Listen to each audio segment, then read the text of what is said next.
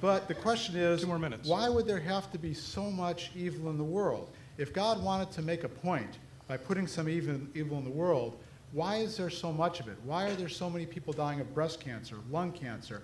And the amazing thing is, if I understand the concept of God is, it would be just as easy for him to cure all cases of breast cancer as it would be to cure one case of breast cancer. Ironically, it seems that in the Bible, especially with, I think, our slide that's currently up there, the killing of the Canaanites, what seems to be defined as good, according to the God of the Bible, is do what I tell you to.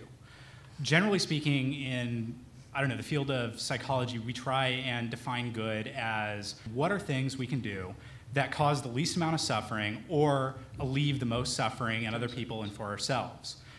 Which generally, when I've talked with people, when I've talked with other philosophy professors, seems to be at a higher level than do what I do or do what I tell you to because I told you to do it. Peter was the same schmuck he'd been all along.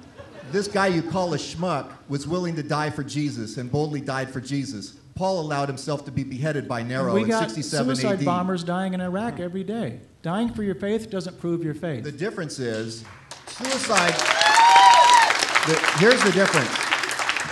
It is true that lots of people die for what they think is the truth, but turns out to be a lie. I think the problem is you're presuming that God is only working with one creation. He has fine-tuned several creations. So he has a realm for the angels that has very different dimensionality and physics than this universe has. It is fine-tuned as well. Where's the evidence for this? Where's the evidence for this? Yes, where's the proof, the scientific studies that support a realm for angels? The fact, well, I mean, you can look at residual UFO evidence, which shows we're dealing with a phenomena that's real but not physical. Well, I mean, you can look at residual UFO evidence, which shows we're dealing with a phenomena that's real but not physical. Partial birth abortion was just recently, wasn't too long ago, legal in our country, where you suctioned a baby's brains out to collapse its skull. This is what our society does. This is what Americans do. And this is condoning murder. And we're guilty as a nation. And so, yeah, I think the judgment comes. Absolutely, judgment comes. So you're saying that, yes, we deserve to die and you would participate? You have 30 more the seconds. The question is, would it be reasonable and just for God to order the slaughter of every man, woman, and child in the United States of America tomorrow, just like he did to the Canaanites? And if he did, would you participate in the killing? Yes or no? As to the first part, if God decided that it was time to kill everybody, then yes. As to the second, no, I wouldn't participate in it. We are not in a theocracy. This is, and you have to distinguish between a theocracy and a... So what you're saying is you would not follow God's orders? And that our laws are above God's laws? If God were to order Christians to do that, then they should do that. But aren't you a Christian? So what you're saying is that it would be good for God to do this. This is what you argue, that we're doing the same sins. Yes, this is what it says in your article.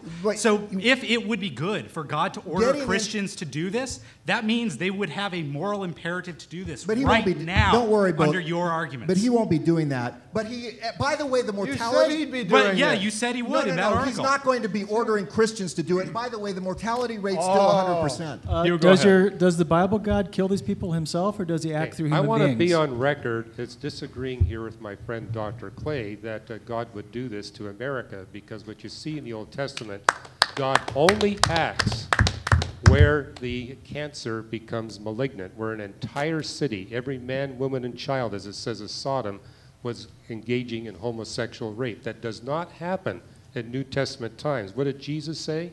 You are the salt of the earth, and that's going to prevent societal reprobation from ever happening. So the God of the New Testament is the same as the God of the Old Testament. The difference is in Old Testament times, you had entire nations, entire cities, where everyone was engaging in homosexual rape for similar sins, where everyone was incapable of doing anything good. You're saying that those people are cancer. And what you're saying, Dr. Jones, is that these people deserve to die. That is unequivocally what you discuss in your article. All sinners deserve to die. You all deserve to die. We all deserve to die. Jesus Christ died on the cross for your sins. You can have forgiveness by coming to him. How many people in the audience feel they deserve to die right now? Forever. But yes, humankind deserves to die, absolutely. And by the way, just to make for my friend here, I didn't say that that God would be that it would be just for God to kill everybody right now. I said if God killed everybody right now, it would be just. That's and the there's same a, thing. No, well, That's no, the same to there's a me. difference. Pretty No, damn there's a close, difference. sir.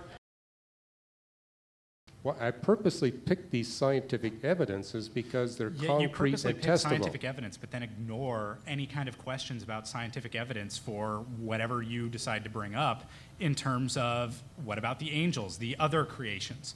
Yet you demand scientific evidence of us, but refuse to provide any yourself for these claims that you're making that prove the existence of God in terms of the other creations. Were you listening during the first 10 minutes that And we're that's here? when you perfectly discussed our creation. You did not once mention the creation of angels, the creation of devils, which you do happen to do in your book.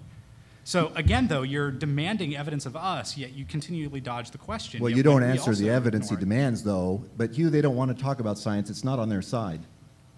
Really? So why does a creator deity need to be good, however? Why couldn't this deity, I mean, because I see when I look out in the world, there is an awful lot of good, but there's also awful lot of suffering. I see that the universe is very harsh. Why does a creator God need to be good? Why couldn't this creator God just as easily have wanted to create the universe to watch people suffer? I mean, that seems perfectly reasonable as well, yet there's no reasoning that you've presented here for that, other than, well, we really hope the creator's good. Well, Well, you're also presuming there's no benefit to the suffering that we human beings undergo. You know, DNA is so complex that I think there must have been, I'm not saying this is hypothetical, that there must have been some type of creative force, or God, if you will, that started everything off and maybe even fine-tuned it. People would not kill each other over that belief. They wouldn't fly planes into buildings over that belief. It's very different from the God of the Bible. That's why we're discussing the God of the Bible tonight. The Second Testament is known to contain pagan storylines that were later attributed to Christ's history. The book was compiled hundreds of years afterward in often heated debates by humans for political purposes at the command of a Roman emperor. Why does the Second Testament support the existence of God when we discount Roman gods that were created in a similar evolution from Greek gods? well, that's just not true on basically every single point. The gods that they're talking about, like Mithra and Apollonius, and they're all later inventions essentially first. Secondly, this commits the fallacy of post hoc ergo propter hoc after this, therefore because of it, even if it were true, which it is not, Christianity did not come from these gods. These gods come after Christianity. Question about how much faith it takes to be an atheist, how much faith it takes to believe in the naturalistic material world as opposed to adding the supernatural world. I'm going to defer to Dan Barker, a former fundamentalist minister, now atheist. He said, truth does not demand belief. Scientists do not join hands every Sunday singing, yes, gravity is real, I will have faith, I will believe in my heart that what comes up will come down. Okay?